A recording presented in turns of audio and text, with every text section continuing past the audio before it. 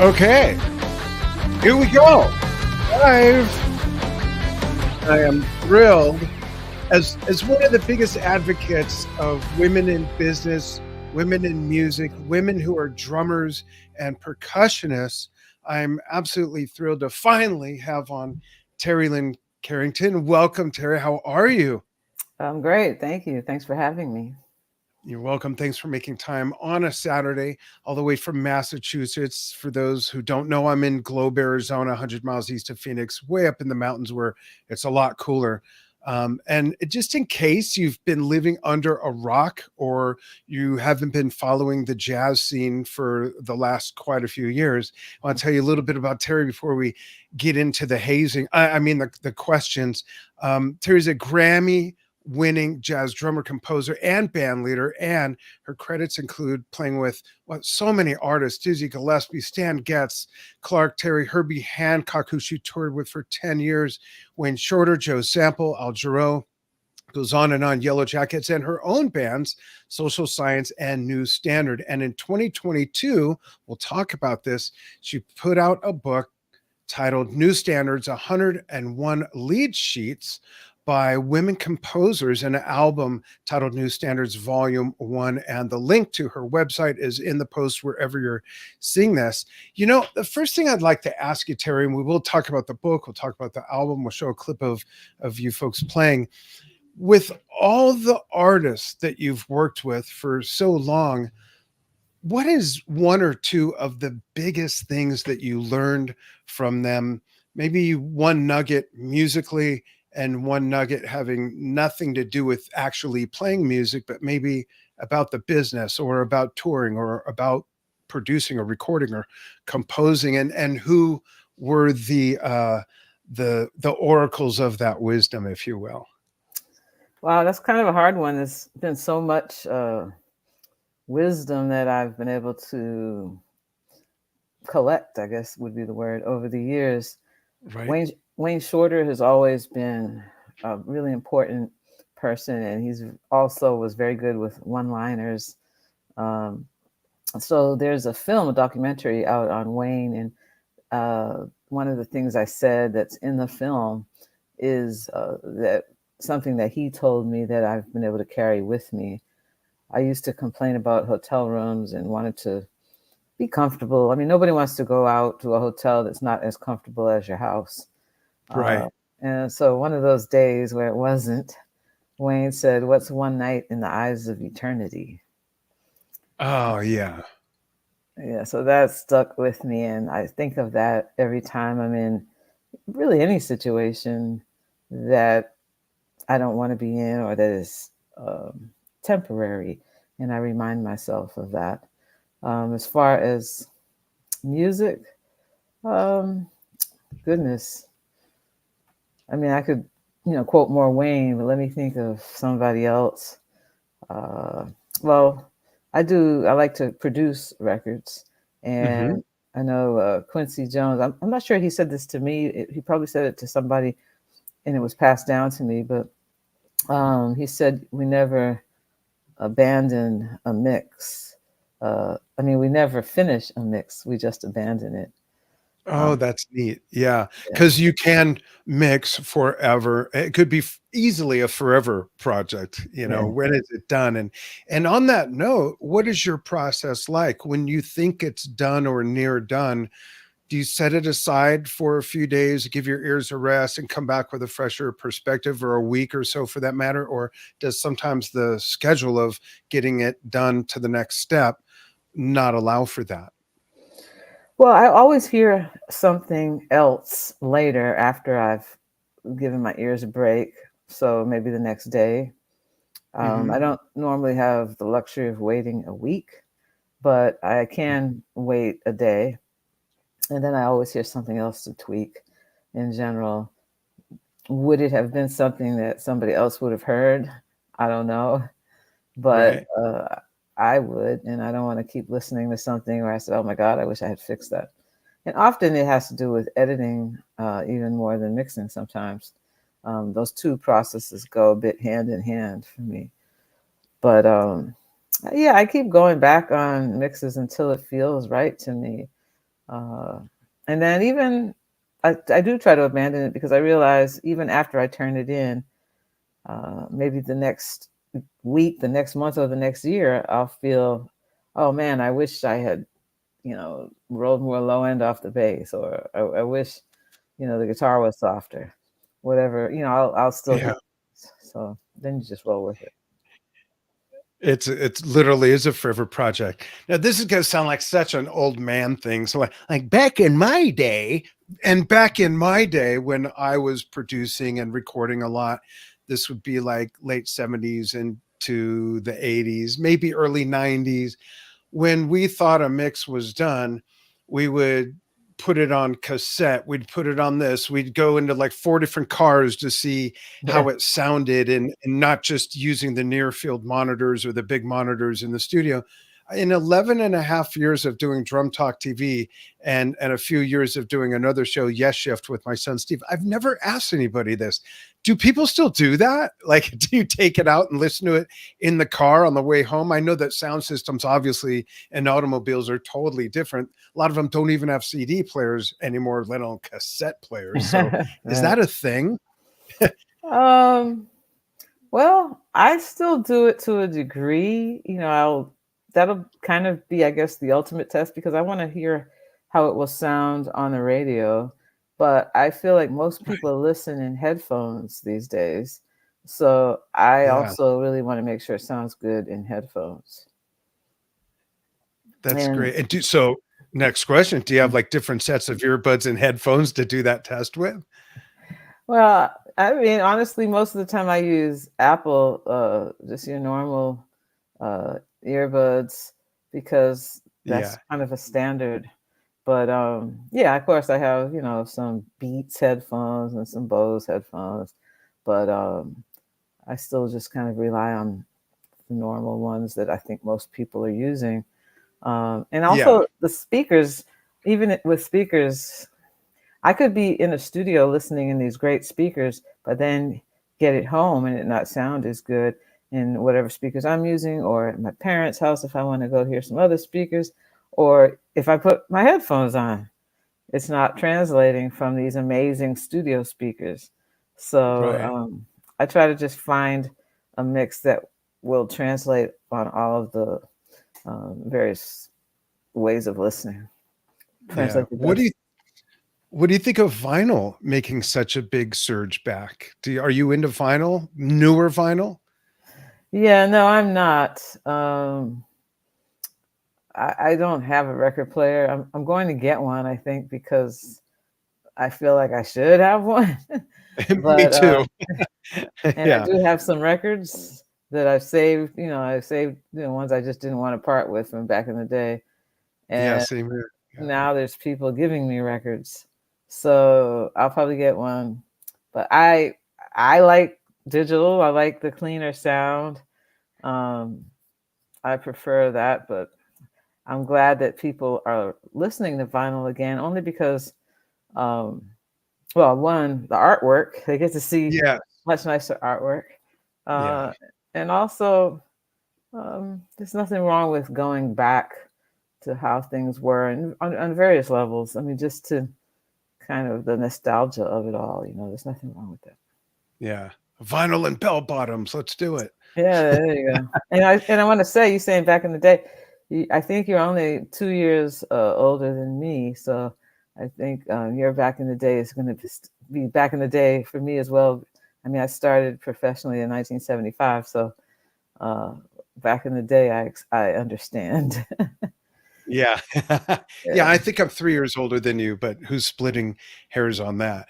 Um, I have not gotten a new record player yet, but the labels and bands send us a lot of vinyl. Steve beat me to it. I do have a 1924 Victrola that actually works, and I have about 3 dozen records that are one song each on each side, um, from 1918 to the early 30s. It's pretty fascinating, and it works. And my wife found a supply of like replacement needles, and it's literally a needle, and you just unscrew the thing, take it out, put in a new needle. And I've been tempted to put on one of my old records just to see what it would sound like. It would probably sound like those do, like a Jack in the Box speaker from 1975. But I don't want to ruin one of my old records. I have all my old stuff too. But Mhm. that's good. So let's talk about your book. Um, an amazing collection of composers. How did this come about, and how did it all unfold and blossom and become what it is? Well, I started an institute at Berklee College of Music called the Berklee Mhm, Institute of Jazz and Gender Justice. And at our mhm. opening event in 2018, I asked the students to play some compositions written by women, and they were having a hard time finding any common tunes that they all knew. So that I knew that was something I wanted to address immediately. It took a few years because just making a collection like this takes time, but we got it done, and proudly. And yeah, that was the first initiative of our institute.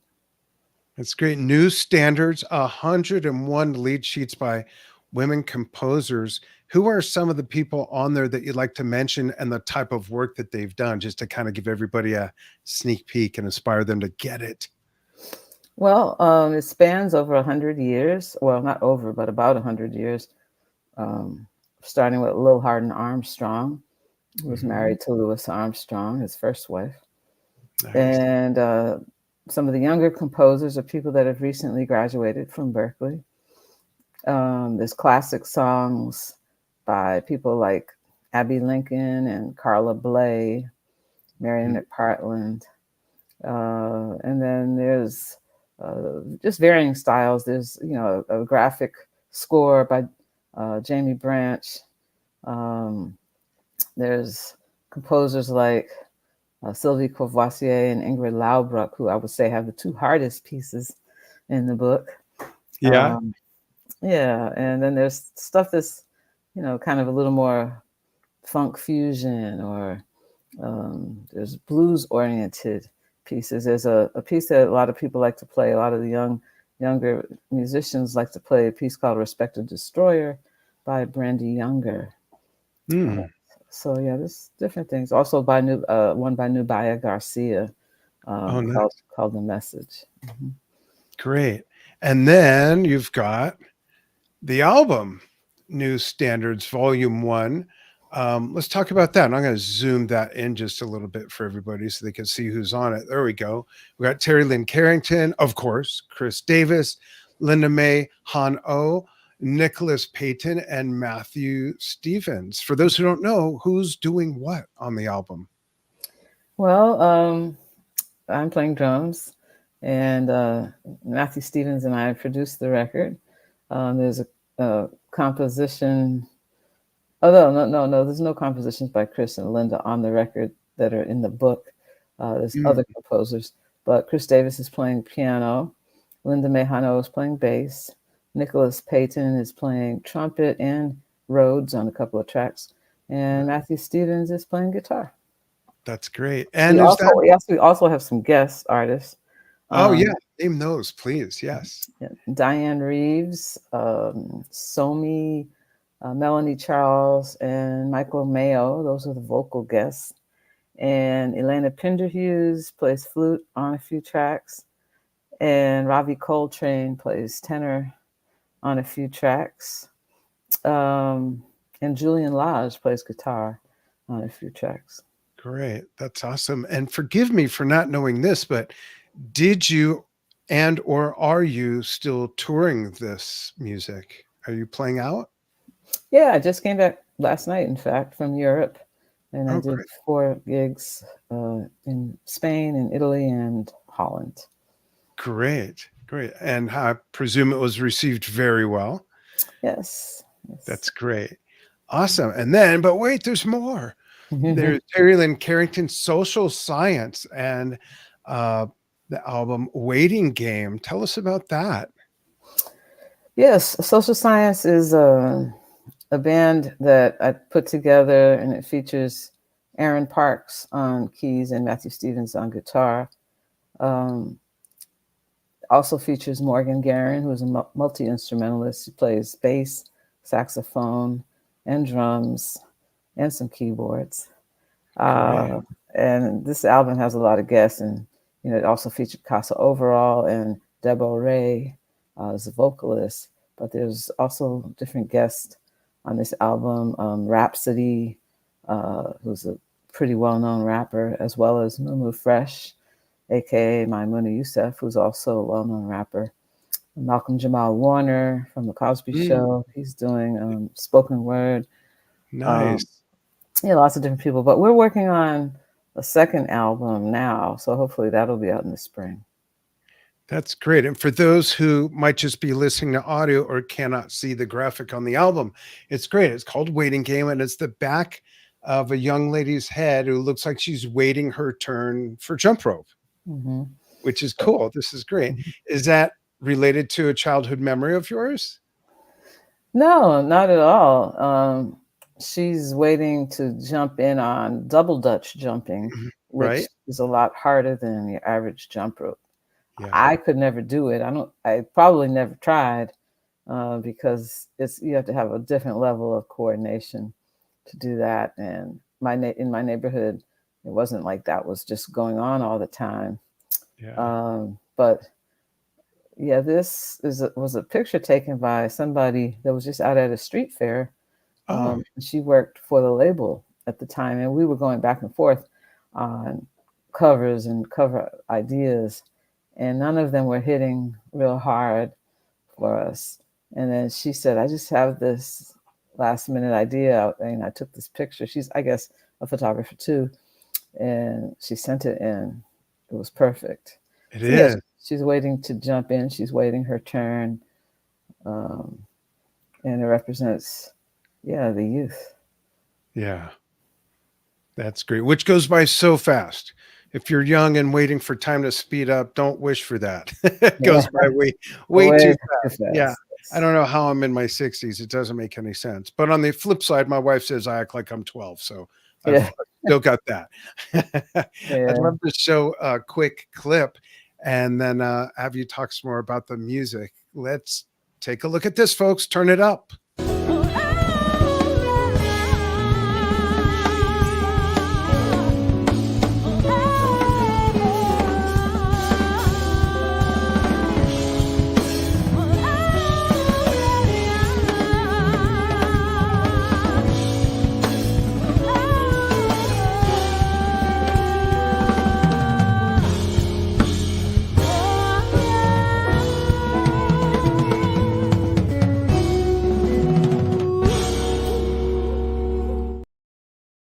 That's great. Looks like you're having fun. Talk about that song and the lineup and more about what people can expect from that. Okay. That song was called or is called Over and Sons, which was written by guitarist Matthew Stevens. And that featured Debo Ray singing, Matthew on guitar, Morgan on bass, and Aaron Parks on piano, who I don't think you could see in that shot. That was at a studio in New York. I forget which one, like a public kind of local TV situation in New York. And so they posted the recording. That was just a live recording on the radio, but they posted it. And that was right after the record, I think, came out. So, yeah. Awesome. I don't have the time context on this one. I'm sure I could have looked it up, but I remember, I think the first time I heard of you was way back when you were in the band on the Arsenio Hall show. When was that? Was that mid 80s, late 80s, something like late that? Late 80s, I was really only on the show for 4 months, and that was January through April, 1989. Wow, it was only 4 months? Yeah, that's what everybody says. Yeah, wow. It seems like it was so much longer. How did it feel to you? Like forever, or did it just go by? This went by pretty fast, but it felt very impactful. It was the first Black late night TV show. Yeah. late night TV show with a black host. Um, and then I did another one 10 years later, 1999, with Sinbad. It Right. was a Quincy Jones production called Vibe TV. And that one lasted longer. Well, the show didn't last long. The show only lasted about a year. The first Arsenio show lasted about 5 years, but I only did the first season. Mhm. But Vibe, I played with a lot more people over that year's time. Mm. So it was, I got to play with James Brown on that Oh, show. wow. So yeah, we played Sex Machine with James Brown. Oh, So that's the wow. Yeah. I highlight. remember that. Yeah. And then who else? Played with Aaliyah. Played Yeah. with Gloria Gaynor to play "I Will Survive." With her, it was a big deal. Yeah. Played with Rick James, a few of his Oh, yeah. hits. Charlie Wilson from the Gap Band.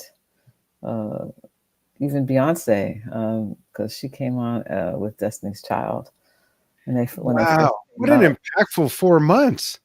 No, that was the Oh, Vibe that was with show. oh, yeah, that's Yeah, right. Okay. yeah. So that Cool. was about a year. That show. Yeah. Yeah.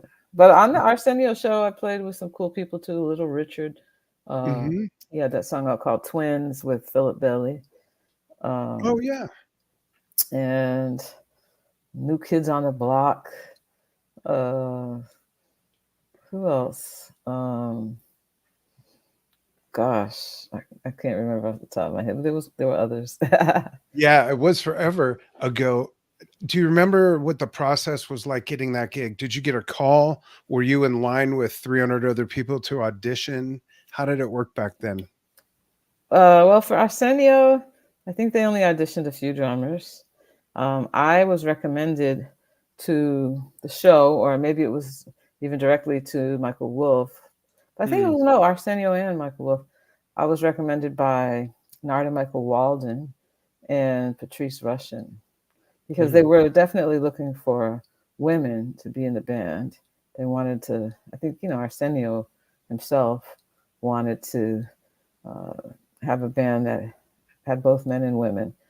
Um, so that's how I got that gig from that. And I had just moved to LA. Actually, I hadn't even moved yet. I went out to LA it was around Christmas time, and I went out to look for an apartment, and I planned to spend at least a week out there looking around. And that audition came during that week. And oh, when wow. so I found an apartment. I was actually staying at Patrice Rushen's house, and I found an apartment not so far. She lives in Pasadena, and I found an apartment in Glendale, not too far away. And Yeah. then I got the gig, and they said, we start in a week. Oh, So wow. I had to like rush home and pack everything in New York and move it to LA, whatever I was taking, which wasn't much. Yeah. Um, Very quick turnaround. I had to buy a car real quick.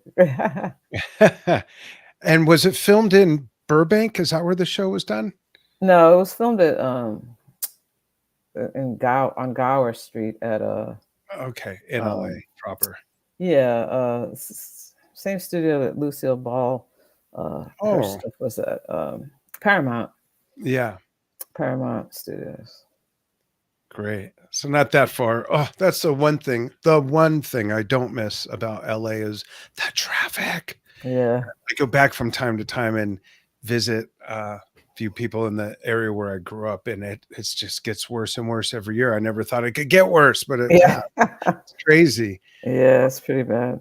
My father worked in the Tishman building, which I don't even know if it's called that anymore. It was in West LA area, and we Mhm. lived in the West San Fernando Valley. So every day he had to take the Ventura Freeway to the 405, go over the Sepulveda Pass.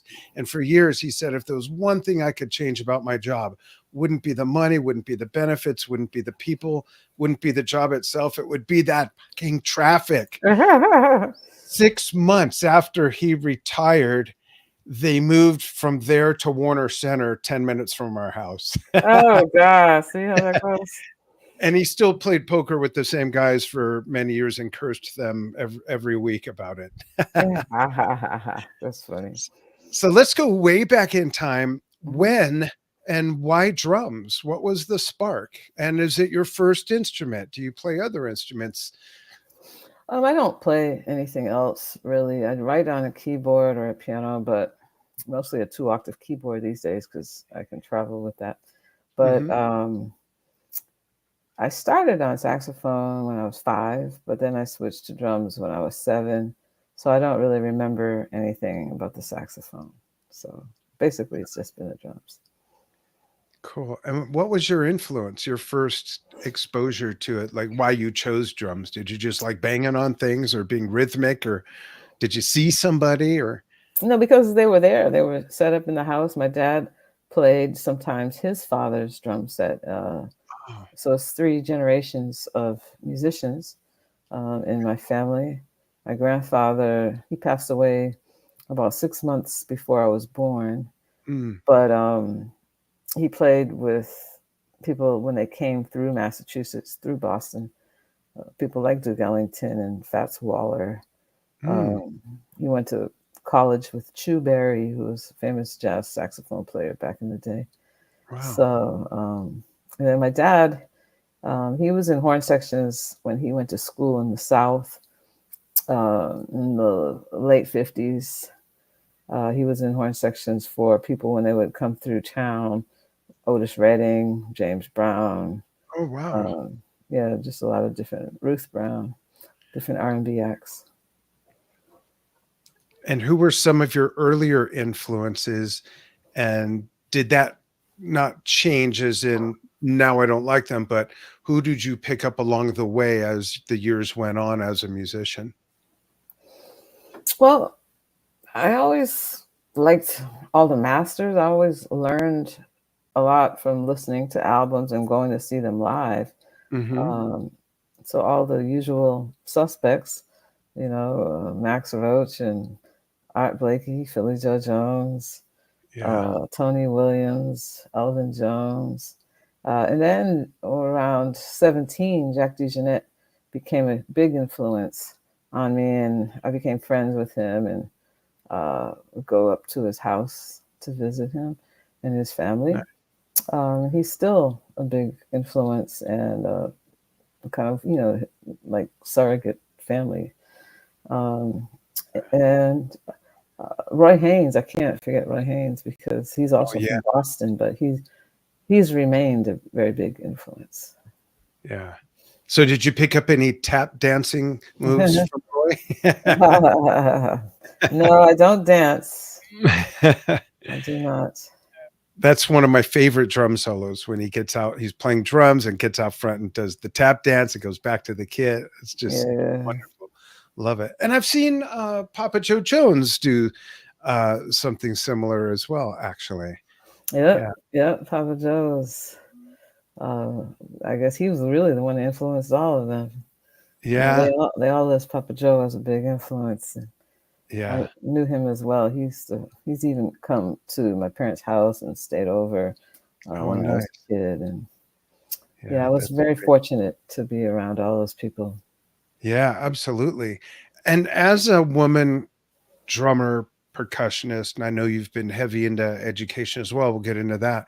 What advice do you have for young ladies or even older women who want to start playing drums, but they're hesitant because it's not seen as a girl's instrument still for some crazy reason? I don't think an instrument should have any gender relation.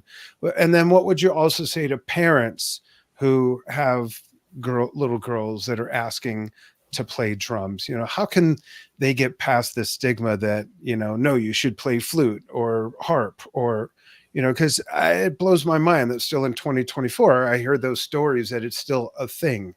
And how can you help them? Well, I mean, I think what has been the case is I, along with some other women, have been examples to people that they can do it as well. Right. Uh, so that example should not only be for the young person that would like to play, but also for the parent, to see that, oh, it's not only men playing this instrument. And you're absolutely right. Instruments themselves have no gender, should not be gendered. And parents, honestly, they're a part of the problem if they are um, kind of falling for this form of patriarchy in music.